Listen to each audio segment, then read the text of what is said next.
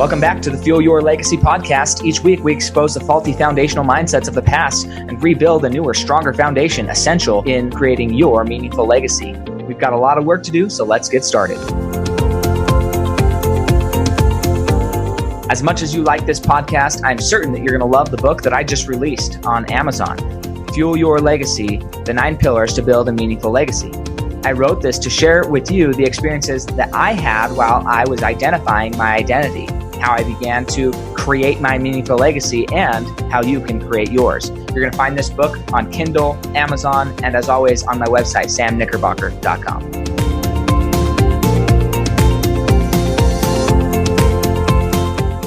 Welcome back to Fuel Your Legacy. This week, we have another guest from England. Man, I just love, we are crisscrossing the globe with our guests here. But Julie Barbe, she is the CEO and founder of Spark Consulting.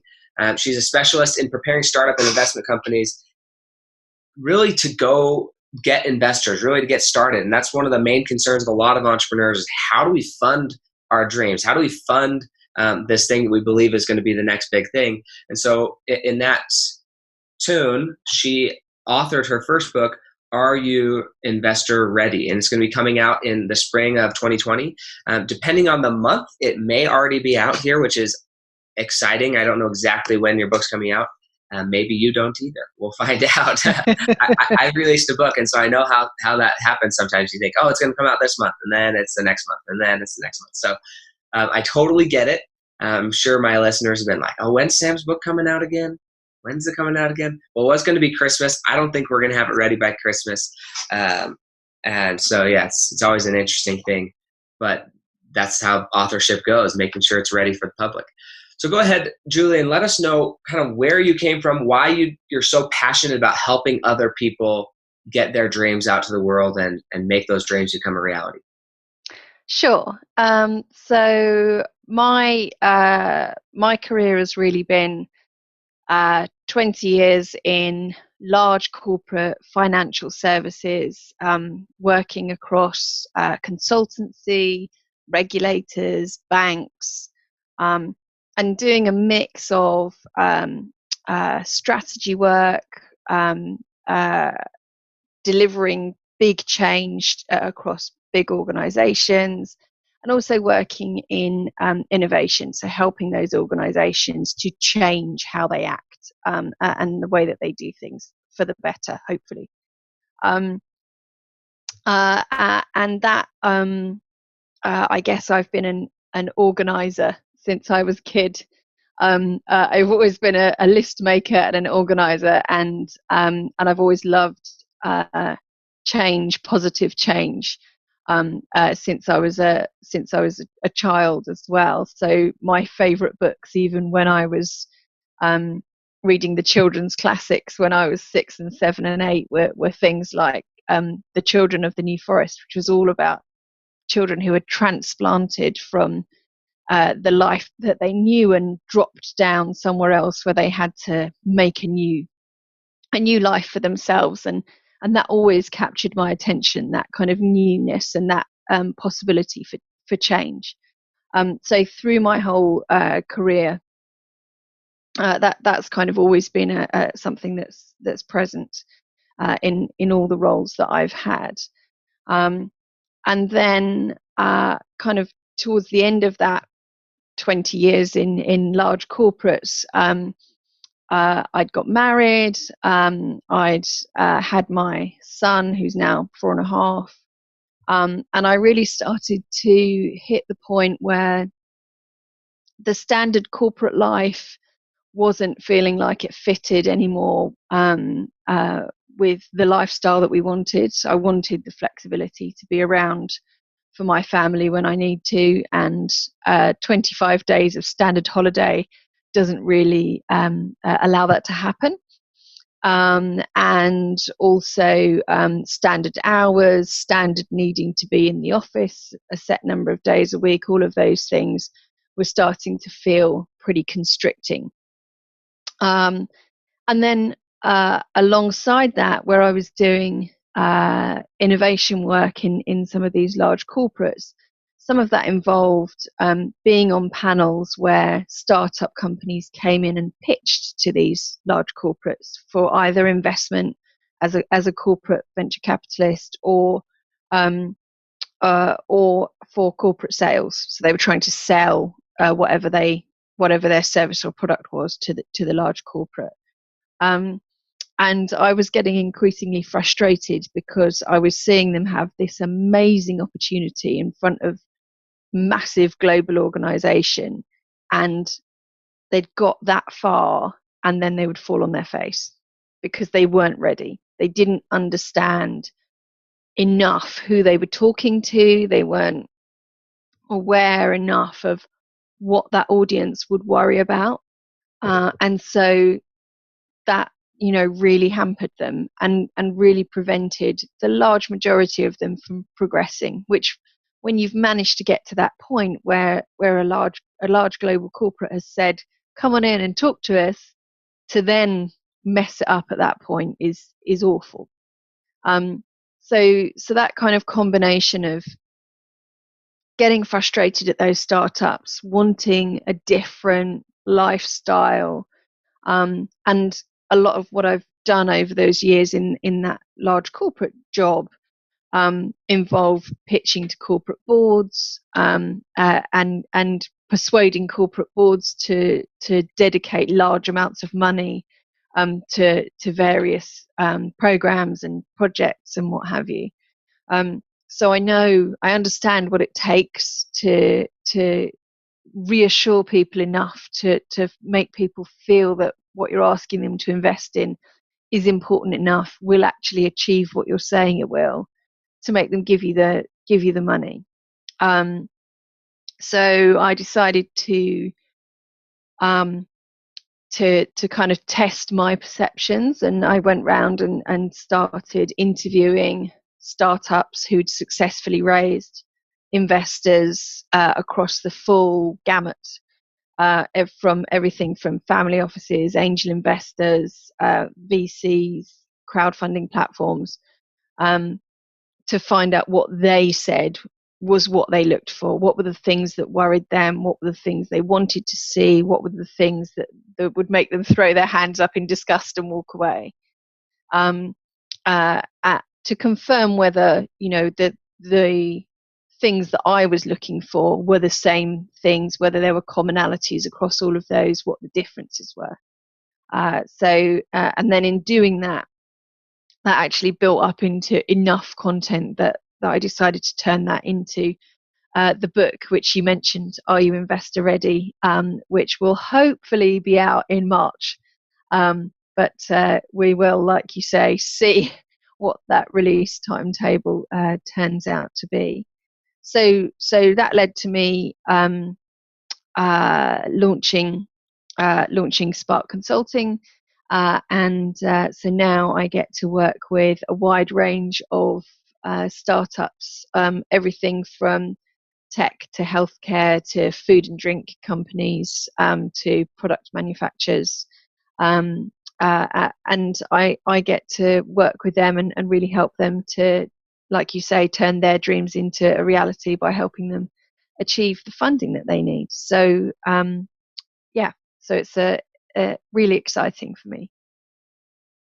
That is incredible. I think that this is, I kind of alluded to this when I was doing the introduction for her, but this is really one of the main concerns of a lot of individuals, is how do they get funding? I've been through it myself at times, where if you're a certain type of business and there's no collateral, there's nothing, it's just an idea, no bank is going to give you money. Like, there's certain people who are just like, how do you get invested in yourself?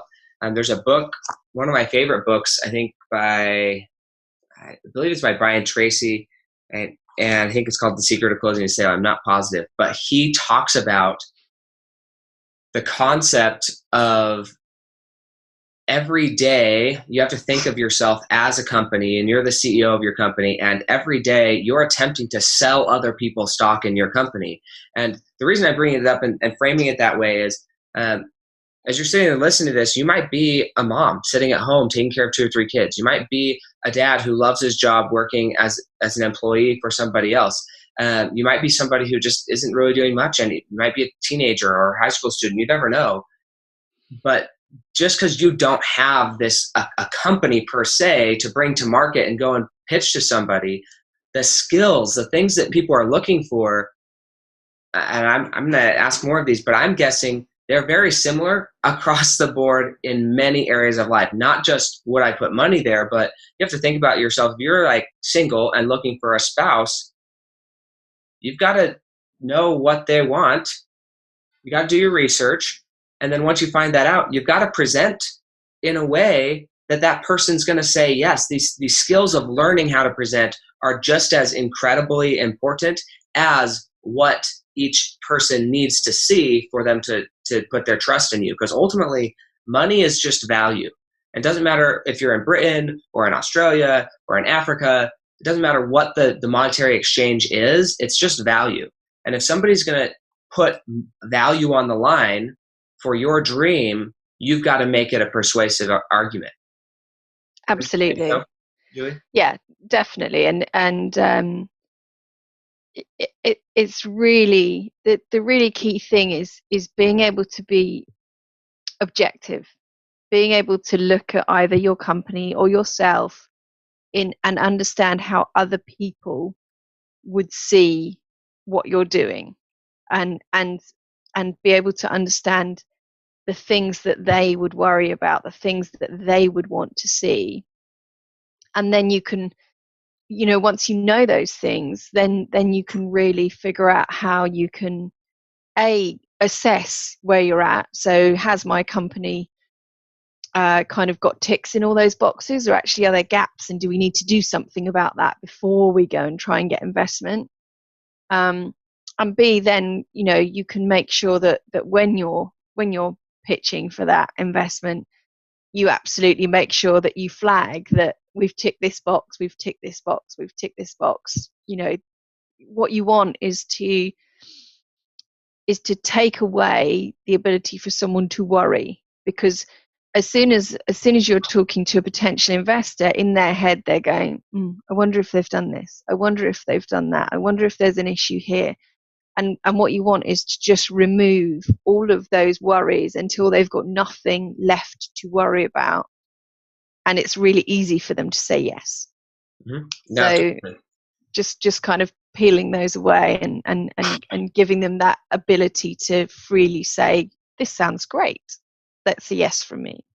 Yeah, and I'm gonna go in a few different directions with that, but I want to go back to her childhood, because this is something that I think my perception of children is this is a very normal thing for children, but I want to know why yours never stopped and why so many people's do. So the idea of fascination, of adventure and growth, I think as a child, really from like a very young age, we're always thinking about that. We're thinking, oh, let's go crawl around. Let's put this random thing in my mouth. Let's discover, let's go on an adventure and see where we are. Because some people think, oh, I couldn't relate with that. I was born and raised the same place. Julie, actually, we were talking before, she lives, 5-minute walk?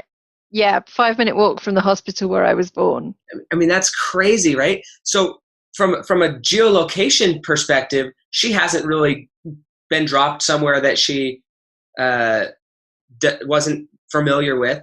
But on the other hand, when you're born, you're essentially dropped into a world that you're not familiar with.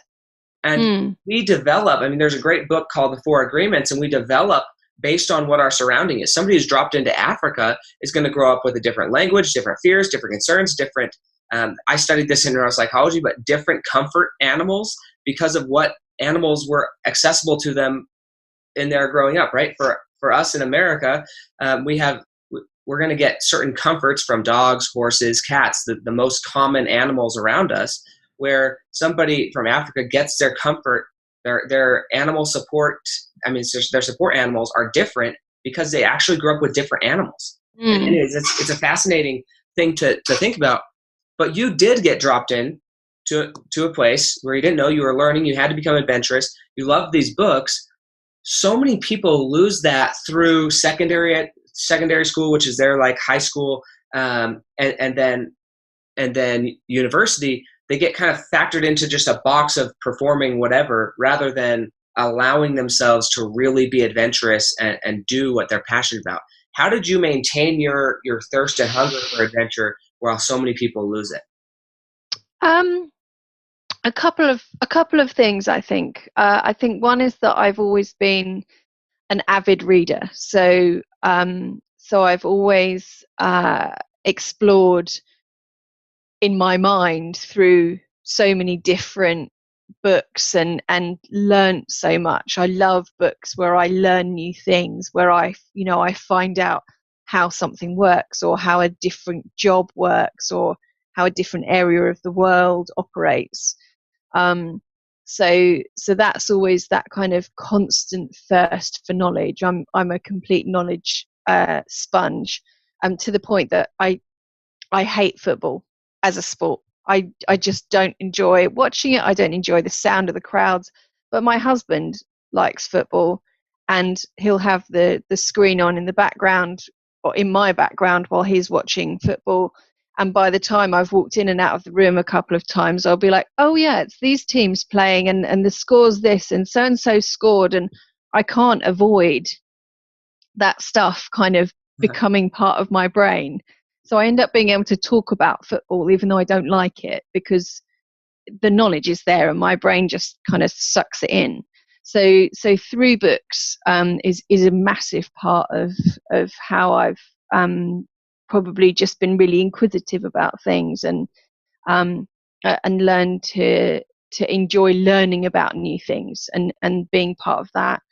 Um, all of my career has been about change, um, and I learned fairly early on. So when I started out in the corporate world, it was just as we were kind of going through quite a big recession in the UK.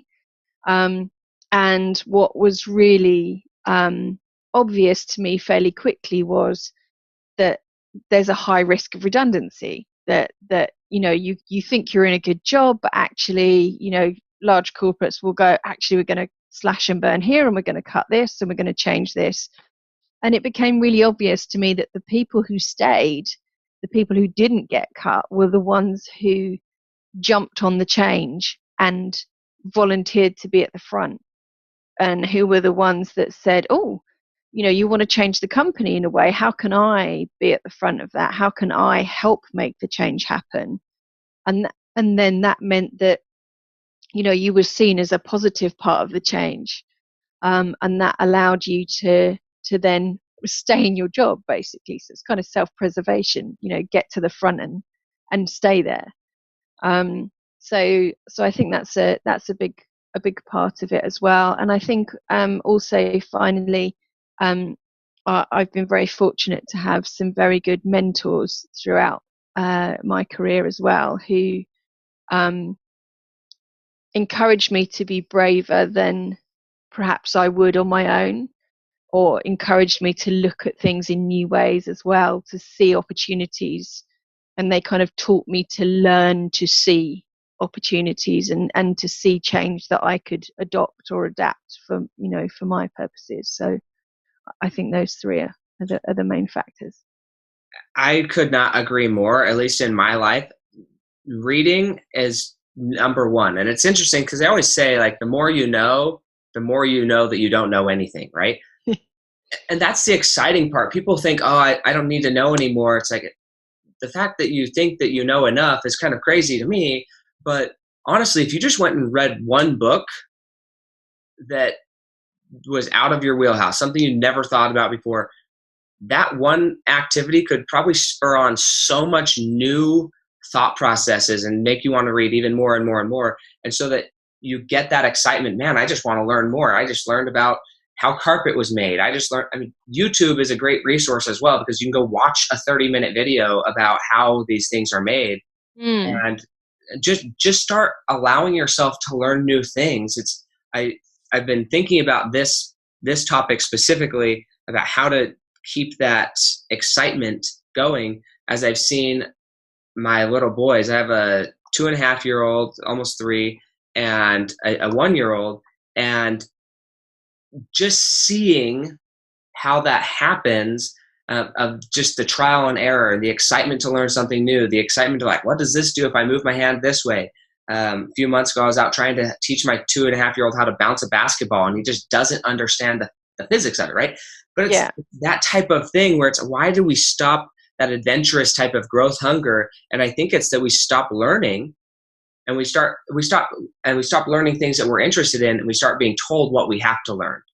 Mm. And that's a big difference between being told what you have to learn and what she said, having a mentor who can teach you how to see opportunities to learn. Yeah, definitely. I think there's a real skill in being able to see things as opportunities and not just see things for what they are on the face of it. Being able to see, um, being able to see someone doing a job and be able to see that as an opportunity, that actually there's something there that we could improve and change and make better. It's not just that's how it is and that's how it's always been done and that's how it always will be done. Mm-hmm. That kind of being able to kind of question and challenge and all of those things are really important skills to kind of keep that freshness, I guess. But also I think it's important to to change things up. If you stay doing the same thing for a really long period of time, you get stale. It just happens to everybody. So I mean, one company out of that kind of 20-year period in large corporate, I was at one company for nearly 17 years of that period, but I did 6 different jobs in that time because it was such a massive company that I could move around and do significantly different jobs at the UK level, at the global level, working with completely different groups of people, with different stakeholders. So that was really important to me, that I would kind of get to 2 years, just over 2 years in a role, and go, no, I need to change things now. I'm going to get stale if I stay here doing this. Now I need to move and do the next thing, figure out how to do the next thing, and do that. So yeah. I've done the same thing in my business. I probably am moving a lot faster than you are, as far as I get bored maybe easier than you do, or I don't stick around long enough to master something. I don't know which one it is. But yeah, I'm constantly looking for ways to change or upgrade or to add another element into how my business is running. How can I engage with my clients better? How can I add more value? I mean, it's constantly, how can I do this? Still maintaining the core function of what I'm doing for my clients, but how can I add more and add more and add more and add more and keep it more exciting for me? What more things can I be serving that are exciting for me? What areas can I add in? So that's been huge. I'm curious, because I think, again, these are things that I think are applicable everywhere, but you don't know what you don't know. You want to always be reading, and the more that you know, the more you don't know. Okay. You don't know what you don't know. And when you're going into a situation, whether it is in a dating relationship or a trying to teach your child relationship or trying to get hired for a new job to be an employee, or if you're trying to go sell yourself or your company to somebody else, you don't know what you don't know. And as she said when she was sharing her story, what a shame when you get down to the decision maker, down to the front line where all of your dreams could be yours, but because for whatever reason you just didn't know what you didn't know who to ask what you didn't know, whatever the reason is, you fall on your face because you didn't do enough homework, you didn't prepare yourself properly. And that's a crazy thing. So how does somebody go about, I mean, obviously they could get your book and get some coaching from you, so that's one way. But I think on a broader scale, what are some just practices from a concept level, before we get specific, from a concept level, that people could go through just to make sure that they did their due diligence to find out what somebody might want to know? I think one of the things that people don't do enough is actually just ask questions. So most people are actually very helpful and are open to to be as helpful and encouraging as they can, particularly when they're in a position where they're thinking about, in these examples, investing in startups. They're thinking about doing that because they actually want to encourage startups. So they're not coming at it from a negative place. So it never hurts to phone up and say, could we just ask some questions before we come in to see you?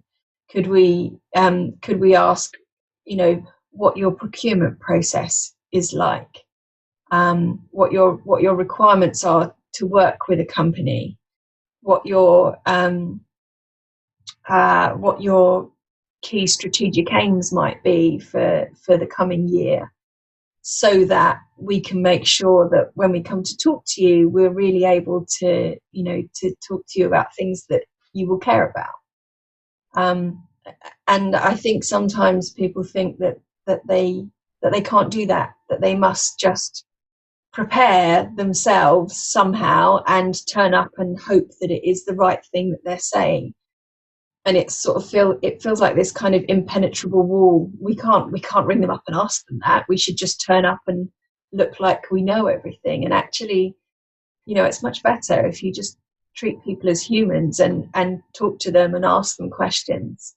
Because you'll build a relationship. So by the time you get there to pitch to them, you've already got someone sat there who you've had a good chat with.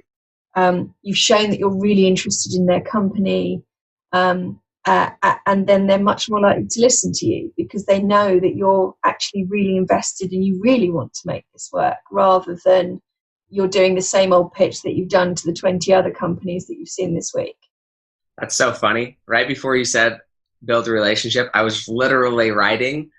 This is probably one of the most important things, because you're building a relationship. You're starting that relationship before you get to the close. If you already have a relationship with everybody on that panel, or at least the company, before you walk through that door and you're on a panel with 20 other people who don't have any relationship, they have to build that relationship in the first 10 minutes. I mean, you see this on Shark Tank all the time, where people come in and they have 5 minutes to do their pitch. Like, for somebody who had called in before or reached out on Instagram or Facebook or read their books and said, hey, this is what you said in your book, how can I clarify that and make sure? For somebody who's already shown that interest, you basically have 90% of the close done. Now all you have to do is show your idea, but they already like your personality. They already know that you're driven, that you're committed, all that. A lot of those questions for an investor or for a spouse or for a babysitter or a nanny, whatever, all of that's already done. All they have to do is sign off on, hey, is this an idea that I align with? And the other thing that I think is really interesting, and I think that hopefully we can have some paradigm shifts around this. I think you have this already, but part of asking questions is not purely so that the person who is doing the asking for money, right? It's not just so that you know what they are looking for, but do them the respect of, maybe you're just not a good fit for that investor. Maybe it's flat out not what they're looking like. Could you structure everything to fit inside of what they're looking for? You probably could present your stuff in a way that they're going to be okay with it, but do them the respect of, if it's not really in alignment with who they are, what their strategies are, what their goals are, then just don't even pitch it. Don't waste your time and don't waste their time. And that's something I've had to learn in a service-based industry.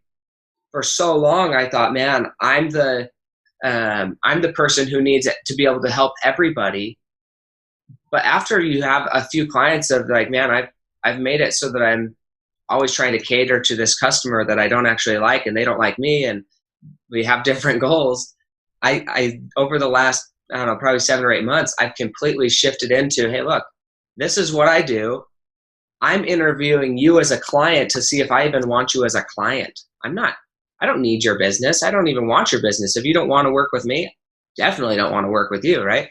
That paradigm shift helps you so much with clarifying how to actually present your message. Yeah, and I think it's even more important when you're looking for investment, because a client, you can be, even if it's a bit of a difficult relationship, you could be done and dusted with them in a few weeks, and then you can kind of go, well, we've put that one to bed, they're gone, it wasn't comfortable, but it's done.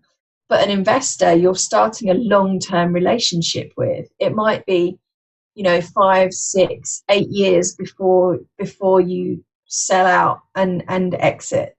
So you've got that person as part of your company until that time, unless you manage to buy them out somehow. So, and if they are a significant enough investor, they may well expect to have a say in how your company operates. They may expect a seat on your board. So, you've got to be really certain that they are as right for you as you are right for them. And if either of those sides is not the right shape, then trying to do that kind of square peg in the round hole is not going to work for either of you. Yeah, and it's not something that you want to embellish or make something look better. I have been going through, at the end of last year, I went through a bunch of compliance, and on the one hand, you're like, okay, well, the natural man of you or woman wants to have a yes. You want to hear a yes, and so you are structuring how you're saying stuff and letting people know what's going on in a way that's going to help them say yes. But if you have to alter or even like somewhat make something sound better than it actually is, even in your own mind, then you're on the wrong track. I try and make it sound as bad as it possibly could be to my compliance people. So then I'm like, is this allowed? If this is as bad, like this is a worst case scenario, right? Is that okay? No. Okay, well, where's that line then? Because that's really what you want to know, what's the worst case scenario, and are they okay with that? Mm-hmm. Same thing when I was dating my wife. Hey, here's the worst case of Sam. Here's all of his stuff. It's not just like I brush my teeth, I comb my hair, and then as soon as we get married, none of that's happening anymore. No, like here's the worst case scenario. Are you okay with the worst case of Sam? If you're okay with that, then we're golden, because I'm only going to get better. But it's the same philosophy when you're in these relationships. It's better to be almost make yourself sound worse than way better than you are. I don't know. What are your thoughts on that from your perspective?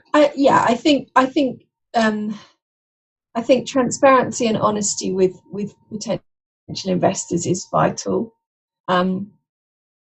Obviously, you are trying to attract investment, so you do need to kind of positively pitch, but not to the extent that you are going to over-exaggerate what can be achieved or create false expectations that you can never deliver, because again, you're just undermining that relationship from the start.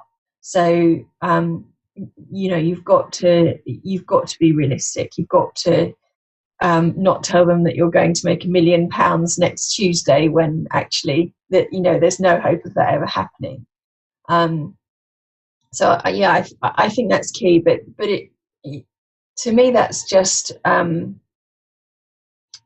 that's kind of core of all my business relationships. Though I don't want business relationships that aren't transparent and honest and built on real foundations. If they're not, then what good is it really doing either of us? So there's a cost otherwise. Absolutely. So when you were going through, because now I want to get into what exactly are they, when you're going through and asking all these people, what are they looking for? How are they, from their perspective, we're going to step into their shoes, how are they making sure that everything's open and transparent? What are things that they're looking for? And don't be shy necessarily with time. It's okay. But I would love to know, like, what is a company, an investor of different types, what are they looking for primarily? What are some big make or break deals, top 3 things that they'll say no to, top 3 things that they really want to see in good order? What are things like that? So there are some specific things that they will look for, and then there are also cross checks that they will do. So specific things that they will look for is is product market fit. If they don't think your market is big enough for your product, if there isn't sufficient demand for your product to achieve the size of company that you would need to grow to get them sufficient return on their investment, they're not going to be interested. You could have come up with the most exciting revolution in paper clips ever, but if there's no market for that, then they're not going to get a good return on their investment. So that's kind of straight up, big thing that they're going to look for. They also, people invest in people. So investors are always really interested in who the founder is, or the co-founders, how they operate as people. Are they able to listen? Because it's highly likely that your investors are far more experienced than you are, and you need to be able to take on board advice and not, it doesn't mean you have to do everything they say, but the ability to listen is something that pretty much 99% of investors that I spoke to said was just a prerequisite if they can't listen. And then also, because not just the founder is important, but the team, particularly where you're kind of past idea and you've got a few employees and you've got a management team, investors are also very keen on founders who know when to shut up, who know when to let their team speak, so that, if questions are thrown out to the founder and their management team, the founder will go, well, that's, this person should answer that question because that's their area. That they don't try and always field all the questions, that they show that they are working as a team, that they trust each other and they're working as that kind of cohesive unit. Because, startup world is hard. And if you can't work as an effective team, you're not going to scale your company and achieve massive growth effectively either. So it's really important how you kind of behave in the room. And then in terms of the cross checks that I mentioned, investors will ask things like, what's your vision for the company? Where do you see it being in 3 years' time or 5 years' time? And partly that's for them to judge whether they want to be on that journey with you, whether that is a journey that they're interested in. But also they're then looking at the amount of the raise that you're asking for and saying, well, that vision that they've just described, can they afford that vision with the raise that they're asking for? Are they raising the right amount of money to achieve that vision that they've just told me about? Or have they got their maths wrong? Have they not understood what it would cost them as a company to achieve that? So each time you tell an investor a fact or a statement about your company or what you want to achieve, they're going to cross-check that back and say, well, how does that tie in with the raise amount? Or how does that tie in with the HR plans you've got? Or how does that tie in with your global expansion plans? It all cross-checks backwards and forwards. So being able to really objectively look at your whole proposal and cross-check it yourself before you go and talk to investors is vital, because otherwise they will find a hole. They will say, you said that you're going to acquire 50,000 new customers in the first year, but your marketing budget is only £20,000. You're not going to acquire that many customers with a marketing budget that small. It's unrealistic. So that, cross-check back. So I think those are some of the big things that they really look for. So how do you, as a professional yourself, what's a process? I don't know if process is the right word for right now, but how long of a time span does that generally take to really go through and answer a lot of these questions? Some of it's just like inherent as far as personality. Are you willing to listen? Are you willing to be a leader rather than the know-it-all type person? That's a personality trait. That's not really a something that you can buy or purchase or put together. But it does take time to build a team. But hopefully you're already with a team that's doing that. If not, getting coached on how to do that. But like product market analysis, how do you, what's an adequate time of history that they want to see you working as a company or working on something before they're really wanting to go? It depends entirely on what stage you're at, and how much investment you're looking for. So if you're at pre-seed stage, which is basically an idea, then they're not going to expect you to have a sizable team of people. They're not going to expect you to have customers yet because you haven't got a product yet. They're not going to expect you to have, therefore, any revenue. So, you are a pre-revenue business that is seeking funding to perhaps build your minimum viable product. So they're not expecting much, but then also you won't be asking for much money at that point. It will be, somewhere between 75k and a couple of 100,000, something, along those lines. So it's not massive amounts of money.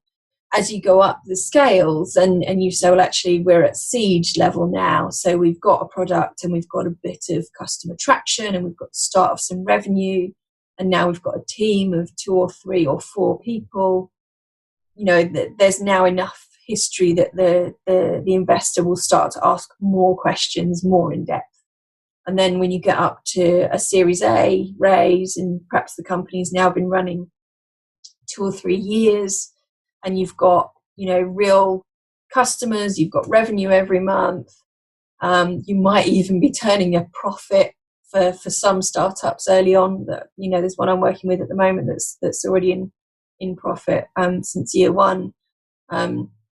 Then obviously investors will want to ask a lot more questions and see a lot more detail because there is more actionable kind of history to the company. So it really depends on what stage you're at and how much money you're asking for. That's cool. I love it. I think this is something that for me, one, I just want to know about for myself, but 2, it's applicable knowledge. I think it has to do with, again, a lot of these questions, if you took money out of it and you said, put in an emotion or something, they're applicable questions to almost every area of your life. What these people are making investments into other people, whether it's a spouse, a child, right? You got to give them a reason to want to invest into that relationship, of any type of relationship. And to be frank, you probably needed to do this even with yourself. Like, sit down, take maybe a day or 2 and really analyze, what value am I adding myself? Why should I be investing in my health, in my mentality growth, in my things? Like, what level of investment do I need right now? And start time blocking some time of saying, look, this time is invested. This is how much I bargained for out of me versus my employer or my wife or my children, whatever. And I need this time to become who I want to become. What's it realistically going to take? Yeah, and that kind of those levels of investment that I just spoke about, kind of the pre-seed and seed and Series A. If you look at that even as an employee, when you go for your first job when you're 16 or 18, you're effectively at pre-seed stage. You're just an idea as an employee. You've got no background really apart from your education to share. So the interview process at that age is short, and there isn't much that employers can really ask you in those kind of interviews apart from working out if you're the kind of person that they want on their team.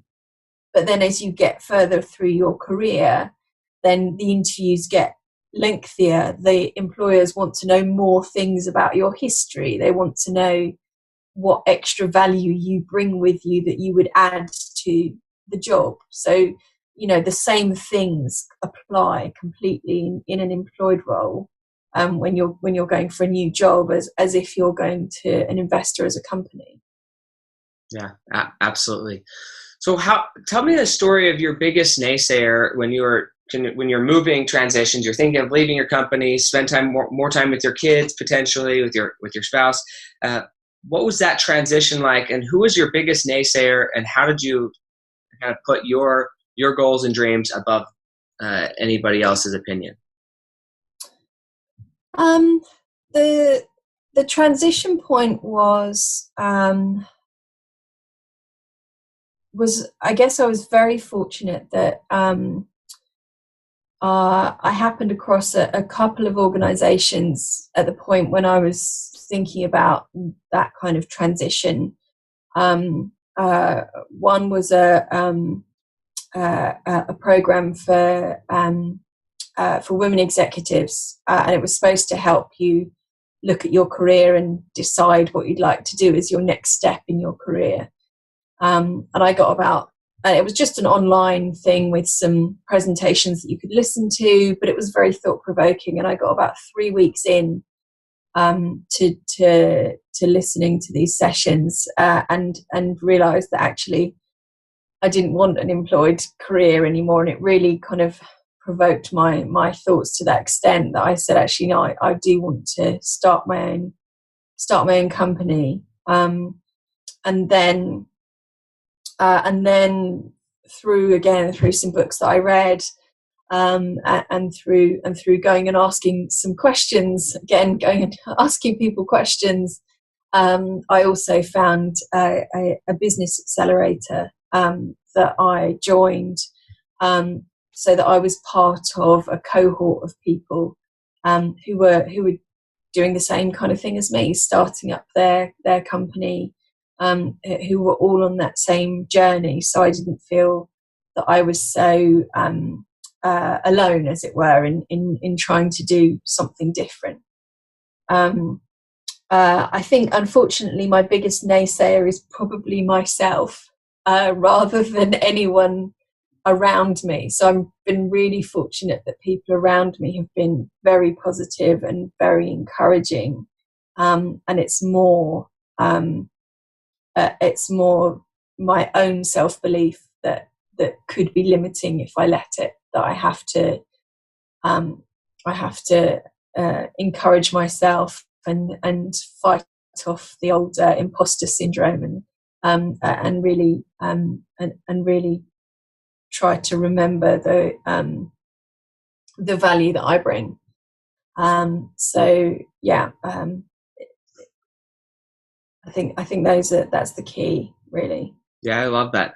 Just thinking, okay, the best way to silence naysayers is to remove yourself as far away from them and change your associations. So that was number one. But number two, she said she's probably your biggest naysayer, and that can be kept in check. All of your doubts, your insecurities, your imposter syndrome, that can be kept in check if you have the right associations around you who are constantly building you up, believing in you, and sharing their belief in you. So I think associations is, for me at least, it's definitely been one of my biggest things to help me move past the naysayers in my life, is just to change who I associate with the majority of the time. So if you were to say if you were to give us one specific habit, mindset, or behavior that you've used most consistently in your life to build a meaningful legacy, what would that be? I think it's plan repeatedly. So I'm constantly reviewing where I want to get to, constantly checking if the plan is that now the right steps to get me to there. I don't believe in leaving these things to chance. I want to know exactly what I'm trying to achieve, and that I'm definitely doing the right steps to get me to that point. And that might mean that I change that plan often, because factors outside of my control will happen. Good things, not so good things. But that means that I have to keep revisiting that and be really clear still on what my focus is. And then that enables me to, to create the things that I'm really setting out to create, rather than getting distracted or knocked off of my path by things happening, or just not investing my time in the right things. So I spend, I do kind of big global plans, if you like, of large scale goals, but then also, I'm a real daily list maker, and then I write down everything that's in my head that I'm thinking, right, all of these things need to happen today. But then it's a real step back and, okay, but which are the ones that are going to make the biggest difference? Which are the ones that are the most urgent or the most important, that just have to get done first? And if the others don't happen, the world doesn't end. You just do them, another day. And that constant kind of plan and prioritize is really what keeps me on track and helps me create that legacy, I guess. Yeah, I love it. I think planning and being intentional, that actually lends to really the whole entire conversation of as far as like how to present yourself to an investor. She's doing that in her own life to make sure that she's on track with her own stuff and adjusting when facts change and she needs to make those adjustments, she's making those. So if we wanted to reach out to you, obviously you have your book that's out in March, but how else could we get access to you if somebody listening to this is thinking, man, I want to bring this idea to an investor? What would that process look like? How could we get in touch with you, and how could we reach out to you and get maybe a few questions answered and ask some questions? Sure. So I am very active on LinkedIn. So you can just look me up as Julie Barbe on LinkedIn. My company's website is spark-consulting.co.uk. There's a good scorecard on there that you can take to understand whether your company is investor ready. So you can answer a set of questions and get a score at the end that tells you how ready you are, which is a good test. And then there are contact details on there as well that you can get in touch and ask questions from that point on. Awesome. I think that this cannot be stressed enough. Most of the guests that I have on the Fuel Your Legacy show, they all have some sort of free content, free preparation thing, so you can be prepared to meet with them or somebody in their field and really help you get there. And they've put in a lot of effort and time and work to kind of duplicate and mass produce. I don't know if that's the right word on either of them, but basically help you be ready to even talk to them. So yes, they can help you get ready to talk to an investor in Julie's case, but maybe you need something to get ready to talk to them. And rather than them taking their time to answer questions that they answer for everybody, they give you a list of things to answer before you ever meet with them. That way they can actually help you. Because otherwise you may call them and say, well, where do I start? That's not a good question for a professional like Julie, myself, or like, they're like, well, where are you? We don't even know where you are. So please take advantage of this free stuff, because it only helps you be prepared more when you are talking to her. And if you had already done all those things and then you reached out and said, hey, I have some questions, maybe she could go and find out, hey, well, where are you at currently? Send me your scorecard and let's look over it together. Now you've just incredibly increased your chances of actually getting help. So please don't neglect, if you are going to reach out to her, which I really hope you do, go through her process and take advantage of the free things that she's created to help you before you ever get talking to her. Fair enough? Yeah. Awesome. So this next section is called Legacy on Rapid Fire. I'm going to ask you 4 questions. We're going to go through these fast, 1 word to 1 sentence answers more on the 1 sentence side of things. Are you ready? Yeah. Awesome. What do you believe is holding you back from reaching the next level of your legacy today? Time. I need to hire more people. Okay. That question is perfectly in response to what I just said. Don't waste her time. She's done stuff to create time, created systems and things to help you do stuff that you can do on your own. So respect her time.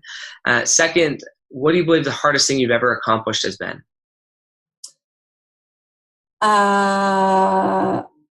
Probably having my son. Not that he's difficult, but giving birth, that's just about as hard as it gets. Literally, about the week after he was born, I felt like if I can do that, I can do anything, because that's as hard as it's ever going to get. That's awesome. That's what my wife said about childbirth. I'm so grateful that I will never have to experience it. Yeah. So what do you think your greatest success at this point in your life has been? I think it's been building my company to the point that it's at now. Turning something that was just a thought, that was just an idea, into an actual reality where I'm able to help people make a difference with their own companies.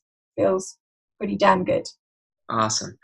And what books would you recommend to the Fuel Your Legacy audience?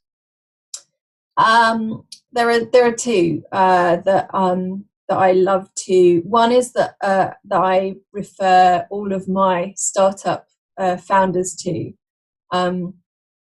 which is a book called What Got You Here Won't Get You There. Because when you start a company, it takes a certain something to get you started, but then to continue as the CEO of that company and take it to the next level, the next stage, you need a different set of skills. So that book is really good. And then also a book called Key Person of Influence by Daniel Priestley. So Dan runs the business accelerator that I joined, and that was the book I read before I went on to that business accelerator that really helped me shape my own company's value proposition and get really clear about what I was doing and accelerate my own progress. So awesome. And then she didn't mention it, but I'm going to mention it for her. Go get her book, get on the pre-order list or whatever. Are You Investor Ready? I promise you this book, because I read a lot of books, right? I haven't read her book, but just from the title and having had this conversation, these questions are applicable in every area of your life. The concept, the mindset of, are you investor ready? Are you ready to go present yourself to somebody? Those things are applicable in every area of your life. So go get the book. So I do it all the time. People are like, what books would you recommend? And I forget to recommend my own book. I'm like, I wrote the thing. I obviously think it's important, but I forget to recommend my own book. So I'm not going to let you out like that. No, go get her book as well. Are you going to put it on Audible or where is it going to be accepted? So it will be on Amazon, but before launch there'll also be a sign up on the website so that you can sign up to be alerted once it's available for pre-order. Good. Yes. And then as soon as it gets on Audible, you let me know. I really like listening to things. Yeah. I'm a very slow reader. So I do read, but not as many books as I listen to. So awesome. So here's the final question. Now, you probably have heard this final question before, which is good. Hopefully we're in alignment here. The question is kind of, what legacy are you building? So if we were to pretend that you've died and you were able to come back and kind of listen in on a conversation that's happening with your great grandchildren, 200 years from now, 6 generations. I mean, this is a long ways away. You've been gone for a long time. What do you want them to be saying about your legacy 6 generations from now? 2 things. One, I want them to be talking about the fact that my son went on to start his own company because he grew up in a household where being an entrepreneur was natural and the only option wasn't employment. So that's one thing. I want him to have that kind of view that starting a business from an early age is possible, because it wasn't something that I grew up with. So I'd like him to have that view. The other thing is that I've aligned my business with the UN Global Development Goals, and specifically supporting the gender equality goal, which means that 2% of all our revenue is donated to a charity called Safe Steps.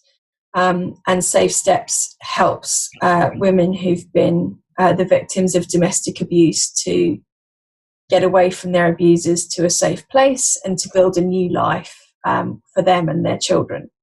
So that legacy will be that actually there will be women and children who have escaped abuse and built safe lives for themselves going forward. And that's very important to me as well. That is incredible. That's the second part. I mean, I also want my son to start his own business. But the second part is very, very much in alignment with my story and why I am committed to helping people understand how money works. Because of domestic violence, because of anxiety, depression, suicide, all these social issues, from the sociology research, a lot of those social issues are specifically in lower socioeconomic status homes. And a lot of women, specifically women and children, they don't leave the abusive situations because they aren't confident in their financial ability to provide for themselves. And so if all we could do as a society, if all I accomplish is helping one person, one woman, one child have the financial confidence to go build their legacy and their dreams, and be able to become independent like that, then I feel I've succeeded. I love that that's your goal, because that is the same as mine. Like, I legitimately, that is my commitment to why I do what I do. So I love that. Thank you so much for sharing that. No problem. Yeah, well, thank you so much. We're going to be ending here, but all the links will be in the bio here. If you want to read the transcript of this, you can do that as well.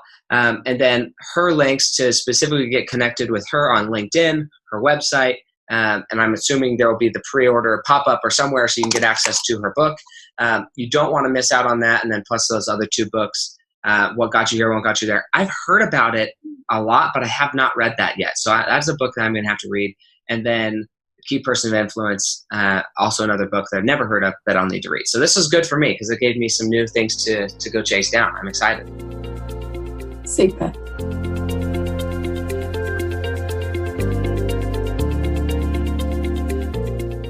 Thanks for joining us. If what you heard today resonates with you, please like, comment, and share on social media. Tag me, and if you do give me a shout out, I'll give you a shout out on the next episode. Thanks to all of those who've left a review. It helps spread the message of what it takes to build a legacy that lasts. And we'll catch you next time on Fuel Your Legacy.